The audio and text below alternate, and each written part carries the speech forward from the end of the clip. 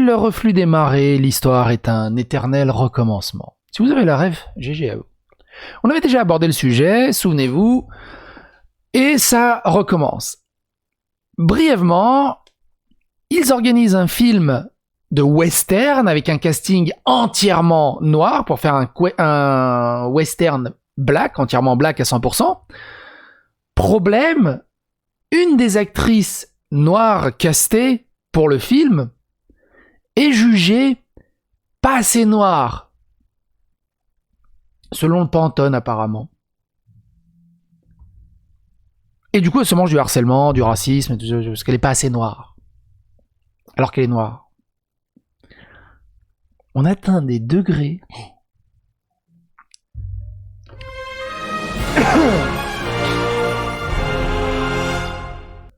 Hollywood a un problème de colorisme et la conversation ne va nulle part. Après le dernier scandale de casting, pourquoi plus de gens de l'industrie du divertissement n'en parlent pas? La semaine dernière, une bande-annonce du prochain western de Netflix, The Harder They Fall, est tombée. C'est drôle, très drôle, très drôle. Un film IndieWire décrit comme le plus grand, le plus pop et le plus étoilé des westerns noirs jamais réalisés. Le western black, c'est une niche, c'est vraiment une niche. Il y en a... Je suis pas un spécialiste, mais ça reste niche. Il a un casting de premier plan entièrement noir qui comprend Idris Elba, Regina Hall, Lakeith Stanfield, Jonathan Major. Je connais Idris Elba, faudrait que je revoie les photos des autres, mais je connais Idris Elba.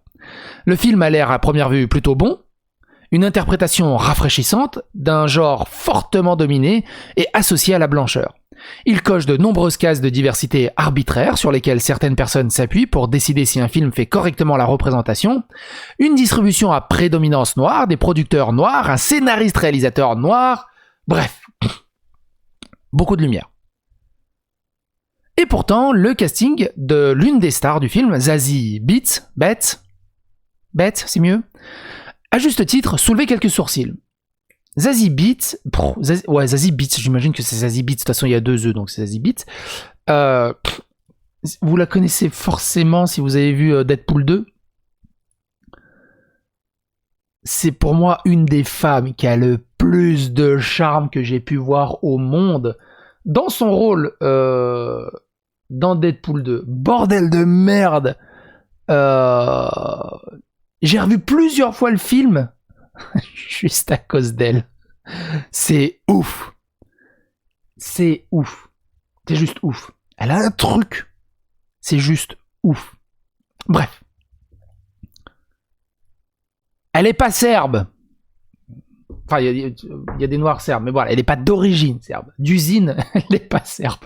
Comme moi, d'usine, je suis serbe. Elle est noire. Point. Et ça pose problème.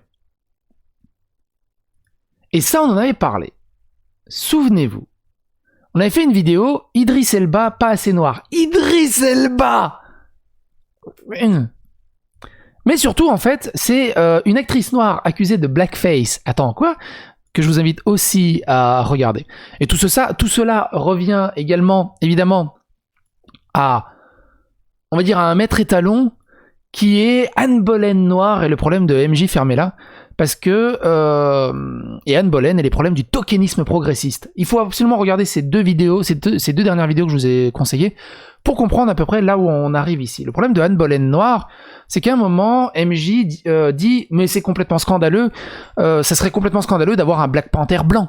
Parce que le personnage du comics a toujours été noir. C'est un personnage de comics, s'il est blanc, noir, roux, vert, alien, on s'en branle, c'est du comics. Et par contre, il défendait que Anne Boleyn noire, bah il y a aucun problème parce qu'il faut justement mettre de la diversité là-dedans. Mais Anne Boleyn, c'est un personnage historique qui a vraiment existé dans une Angleterre un peu ancienne où les noirs étaient pas spécialement bien vus, ou plutôt réduits en esclavage. Donc qu'elle soit reine, c'est totalement débile. Mais lui, il n'y voyait pas de problème. Mais ça, c'est encore une autre histoire. Mais par contre, Black Panther, c'était très problématique. Mais il faut regarder ces vidéos pour comprendre à peu près où on en est sur cette problématique et ce tokenisme. Et du coup, on en revient à une pureté militante, c'est t'es noir, ouais, mais le Pantone là, faut 90% de cacao, désolé, t'es qu'à 75. Et pourtant, le casting de l'une des stars du film Zazie Beetz est à juste titre soulevé quelques sourcils. Le personnage joué par Beetz, Stagecoach Mary, est basé sur une personne réelle, une femme noire à la peau foncée qui, après s'être émancipée de l'esclavage, est devenue une factrice tristement célèbre pour aimer l'alcool et les fusillades. La question est de savoir pourquoi un acteur à la peau claire comme Beetz a été choisi pour un rôle traditionnellement joué par des acteurs à la peau plus foncée comme Estelle Roll ou Don Lewis ou Kimberly Elise. Les gens à Hollywood savent-ils que le colorisme est une chose? Le Pantone, en fait. Le colorisme, c'est ça pour moi, du coup, comme je le comprends, c'est le Pantone. Tu veux jouer quel rôle? Alors attends. Fais voir. Ah non. C'est le racisme, même dans le pourcentage de colorimétrie. C'est pas assez suffisant que tu sois de cette origine. Faut quand même que t'ailles aussi... Non, je sais pas, va au sauna, fais quelque chose. La race est une construction, oui. Alors, mais il est également vrai que cette construction est presque entièrement basée sur le teint de peau, la texture des cheveux et les caractéristiques. Bref, c'est un gros JDR. Le truc avec le colorisme, le truc vraiment, c'est que c'est l'eau dans laquelle nagent tous les noirs. Mais seules les personnes qui en sont directement affectées semblent soucieuses d'en parler. C'est par conception, le colorisme et le racisme sont essentiellement des faces différentes d'une même pièce. La conversation sur le colorisme, en particulier en ce qui concerne les femmes noires, tourne souvent autour de la désirabilité. Et tandis que l'association de la noirceur à la peau claire avec la désirabilité romantique est certainement un problème, ce n'est que la pointe de l'iceberg. La réalité est que le colorisme et le futurisme sont des facteurs décisifs dans toutes les facettes de la vie, et si la conversation devait dépasser la désirabilité, certaines autres vérités sur le colorisme devraient être reconnues. La recherche montre que les filles noires à la peau foncée sont 3 fois plus susceptibles d'être suspendues de l'école que les filles noires à la peau claire. Les femmes noires à la peau foncée gagnent jusqu'à 25% moins d'argent que les femmes à la peau claire du monde entier. Les femmes noires à la peau foncée sont plus susceptibles de recevoir des peines de prison plus longues et plus sévères.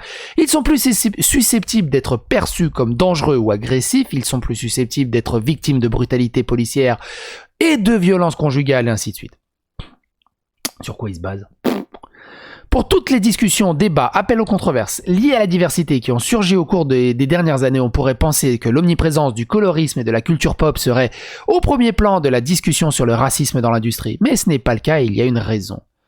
D'une part, il est important de noter qui n'est pas engageant, ce sont principalement des femmes noires à la peau foncée qui se sont demandé pourquoi Beetz avait été choisi pour un rôle qui aurait pu être confié à quelqu'un qui ressemblait davantage à la vraie Stagecoach Mary et qui a appelé la façon dont les femmes noires plus sombres et plus grosses sont continuellement diminuées, sinon entièrement effacées du divertissement grand public. Donc une femme très noire mais grosse, ça aurait été possible, même si elle ne correspondait pas à la personne réelle. Je crois, je comprends. Au bout d'un moment, tu comprends plus rien. C'est généralement le cas, car ce n'est pas la première fois que les femmes comme moi doivent dénoncer le colorisme à Hollywood. C'est qui la femme comme elle? On verra son nom après. Rien que l'été dernier, l'adaptation cinématographique de Hinds Hyde a été critiquée par le manque criant de personnes afro-latinx. D'ailleurs, je vous rappelle, latinx, les vrais latinos détestent le terme latinx.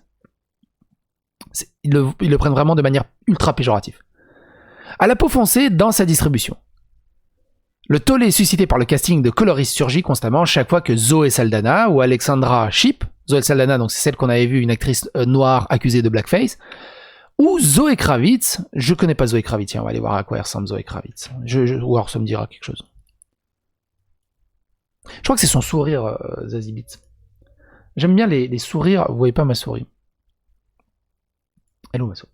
Les souris en fait qui font hyper droit, ça fait presque 2 barres parallèles et après ça part en... C'était quoi? C'était Zosie? Non, c'était pas ça. C'était Zoé Kravitz. C'est qui Zoé Kravitz? Je sais pas qui c'est. Elle a joué dans quoi? Je sais pas qui c'est. Vous connaissez qui c'est? Je sais pas qui c'est.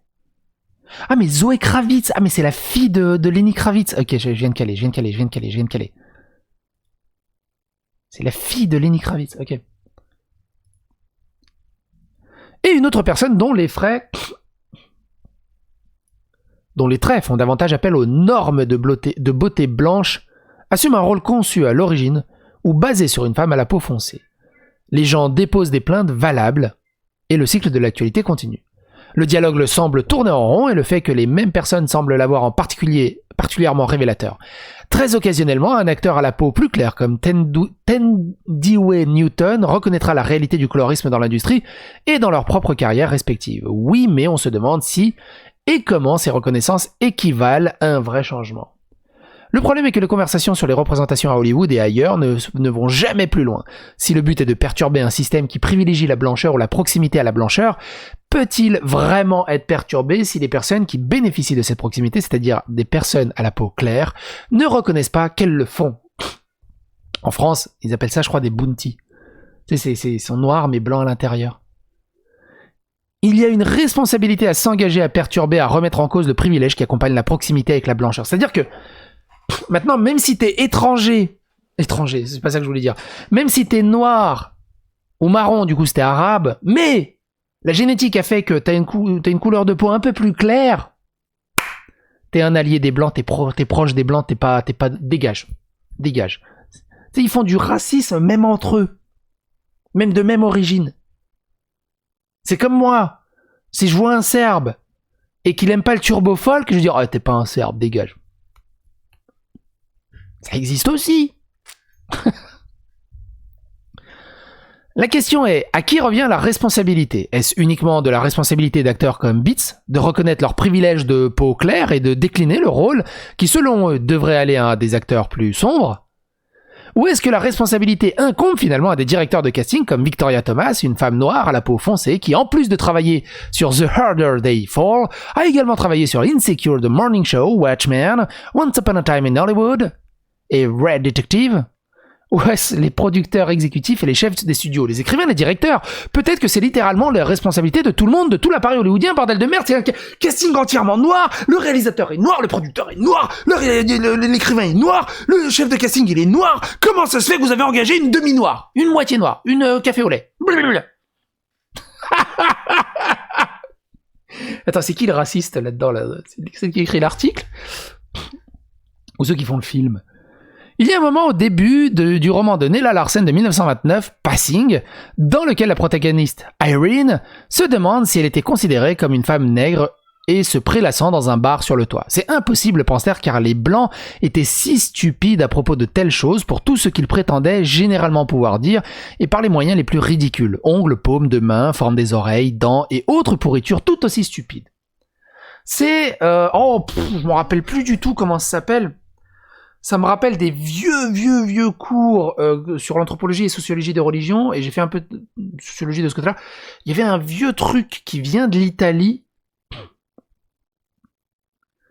où tout un concept, une idéologie, une idée qui définissait le comportement de la personne, ou ce qu'elle allait devenir dans sa vie en fonction de ses traits de visage. Que je sais plus comment ça s'appelle. C'est pas du fascisme, hein. Du coup on peut redire ça du fascisme. Comment ça s'appelle ça? Putain. Oh, j'ai un gros doute. En gros, t'as les lèvres de telle façon, t'as les lobes d'oreilles de comme ça, t'as le regard comme ça, t'es un voleur. Si t'es comme ça, t'es un violeur. Si t'es comme ça, t'es un banquier. Enfin bref, ce genre de choses. Comment ça s'appelle ce truc? Bref, les commentaires sont là, n'hésitez pas. J'ai un gros trou dans la tête. La pourriture idiote, c'est-à-dire l'absurdité arbitraire du racisme et que les Blancs ignorent. L'absurdité arbitraire du racisme dans un pavé d'un article à la con qui fait que du racisme arbitraire. C'est rigolo. Mais faut taper sur les Blancs. Et que les Blancs ignorent beaucoup de choses en ce qui concerne l'absurdité arbitraire du racisme, en particulier la façon dont notre apparence dicte des choses comme l'acte de base et sécurité. La réalité est que oui, le colorisme est souvent une question intraraciale, mais les Blancs perpétuent et participent tout autant à ce genre de discrimination. C'est-à-dire que c'est une discrimination ultra intraraciale qui touche que ceux qui sont concernés par ça. Les Blancs n'ont rien à voir là-dedans, mais c'est quand même la faute des Blancs.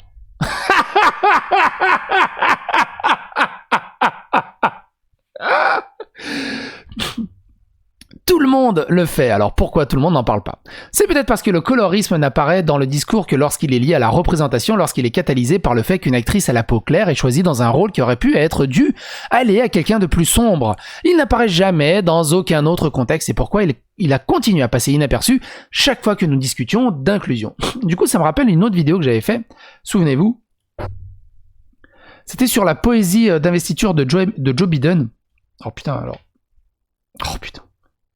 Poésie? Non, c'est dans l'autre sens, le... Non? Ah, traducteur? Ah, c'est ça. Amanda Gorman. Traduire, c'est raciste, et Amanda Gorman... sa traduction de son poème, de sa poésie, enfin de son truc, de son discours, a été refusée en Espagne, je crois, et en Finlande ou Norvège, un des pays du Nord, parce que le traducteur était un blanc. Il fallait que la poésie soit traduite par un noir. Je vous invite aussi à y aller, je vous le mettrai, si vous voulez, dans la description. Cela n'a aucun sens que le colorisme, le fondement du racisme, l'échafaudage sur lequel la suprématie blanche est construite, ne soit pas au premier plan de la discussion sur la race à Hollywood. À quoi bon les gestes vers la représentation s'ils s'aplatissent ou effacent la complexité de l'identité noire? Zazie Beetz étant choisi comme Stagecoach Mary n'est pas la chose, c'est le symptôme de la chose. Tiens, on va voir à quoi ressemble la vraie Stagecoach Mary. Et s'il existe un antidote, il doit être en couleur. Oh, c'est beau, c'est magnifique. On dirait un camion. Ah, merde, Stagecoach Mary. Ressemble à quoi? Ouh, elle avait la classe. Il fallait pas la faire chier. Hein. Fallait clairement pas la faire chier.